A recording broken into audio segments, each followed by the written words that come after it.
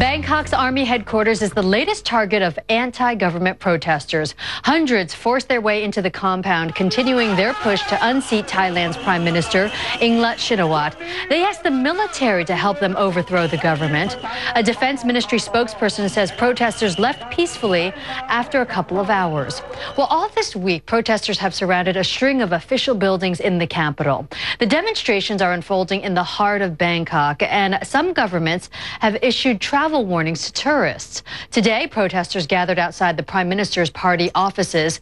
And another of today's targets, the army headquarters in the center of the city. It's near the Democracy Monument, where about 100,000 people rallied on Sunday.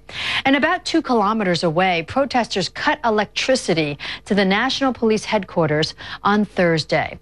Well, Yingluck Shinawatra survived a no-confidence vote in Parliament on Thursday, and today she spoke to CNN's Anna Corin. Anna joins me now live from Bangkok. Anna, what did the Prime Minister have to say? Pauline, the Prime Minister basically said that she was very much in control of the situation, despite the scenes that we are seeing unfolding here in the capital. I mean, this trouble is virtually on her doorstep. You mentioned the army headquarters. That is not very far from Government House, which is where we are standing, which is where the Prime Minister and her cabinet work from.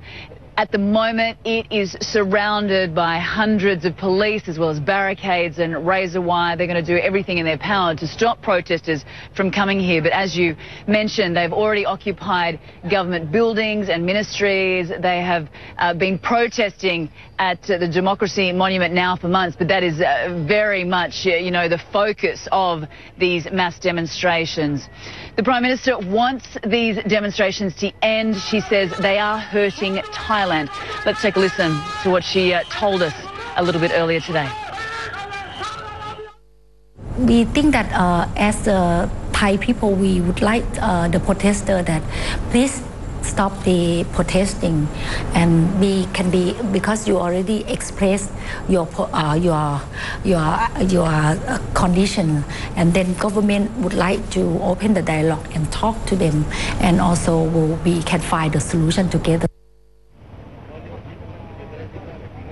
Yeah, she is calling for dialogue, but the people are not listening. In fact, Pauline, they are planning on staging much larger demonstrations over the weekend, in particular on Sunday. They had something like 100,000 people turn out last Sunday, and organisers of these protests say they want to see similar numbers, if not more, not just here in Bangkok, but also across the country, Pauline. Yeah, Anna, it has seemed that the protest movement has gained momentum in the past couple of days. When you actually talk to them on the streets, are they growing more confident in their push to try to unseat the government? More confident and also more brazen. Just the fact that they scaled the gates of the army headquarters, in broad daylight. And in actual fact, the military almost allowed them, into the compound. They addressed them in a very peaceful manner. They had to listen to what they said, their demands, their requests, and as you mentioned in your introduction, they had asked the military to come and join their fight, join their plight. The military obviously said, okay, you've made your point, it is now time to leave. We are here to support the government. But the fact that they are doing this just shows that these protesters really are here to prove a point. They want the government to resign, her cabinet to resign, and for there to be political reform, Pauline, in this country. All right, Anna, thank you for following the latest from the demonstrations and also bringing us that interview from the Prime Minister. Anna Corin there live in Bangkok.